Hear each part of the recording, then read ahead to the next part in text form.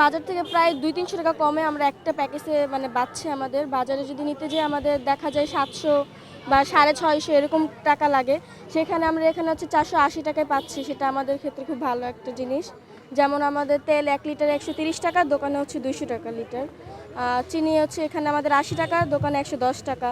তারপর ডাল হচ্ছে এখানে আমরা পাচ্ছি 70 টাকায়, আর আমাদের হচ্ছে দোকানে পাচ্ছি আমরা 110 টাকা 20 টাকা এরকম। তো আমাদের অনেক লাভ হচ্ছে না এখানে, আমাদের তো অনেক উপকার হচ্ছে। অবশ্যই তাদের অনেক উপকার হবে যদি তাদের মাসে 300 টাকা বাঁচে একটা প্যাকেজে, তাহলে তারা এই টাকাটা দিয়ে তারা অন্য একটা কিছু কিনতে পারছে। তাদের এদিক দিয়ে অনেক আয় হচ্ছে, তাদের ফ্যামিলিটা একটু ভালো চলতেছে। মানে আমরা গরিব মানুষ, আমাদের অনেক উপকার হয়। আর একটু কম হইলে আর কি একটু ভালো হয় গরিব মানুষের জন্য। বাজারের থেকে একটু কম, মানে সবার একটু উপকার হইবে লাগছে, একটু কম দামে নেওয়া যেতেছে। সরকারে যাতে আমাদের জানি আরো একটু কম দেয়, কম রেটে ছাড়লে সবার আর কি একটু উপকার হয়। কম রেটে ছাড়লে আমার মেয়ে আগারগাঁও থাকে, আমি আর কি বেড়াইতে আসছি।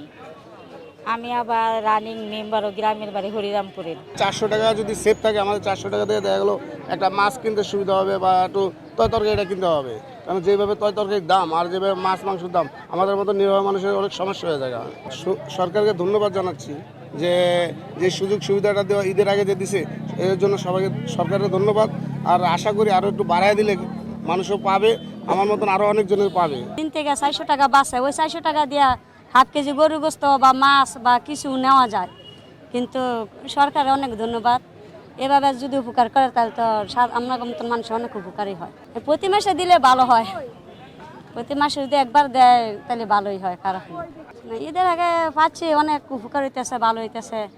কারণ ঈদের সময় এমন বাজার সদাই বেশি লাগে, আর এখন তো এখান থেকে পাইলে আরো ভালো। পবিত্র ঈদুল আজহার আগে টিসিবির মসুর ডাল, তেল, চিনি দেওয়ার জন্য প্রথমে আমি বাণিজ্য মন্ত্রণালয়কে ধন্যবাদ জানাই।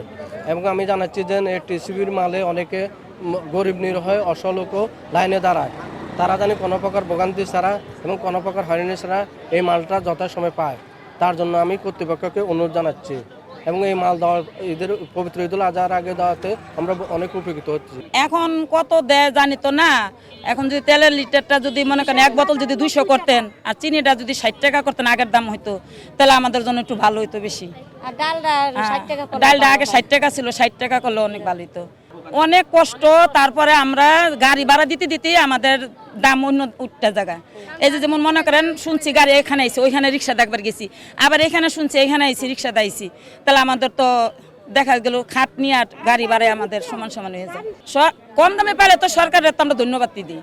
সরকার অনেক ধন্যবাদ। আর যদি তেলের দামটা 200, ডালের দামটা 60 টাকা করে, আর চিনির দাম 60 টাকা করে, তাহলে আমাদের জন্য আরো ভালো হয়। কারণ আমরা তো যে ভাড়া পোড়া দেই, ঘুরাঘুরি করি, কষ্ট করে দেখা গেল একটা বোতল নিতে এলে সারাদিনও পারিয়া যায়।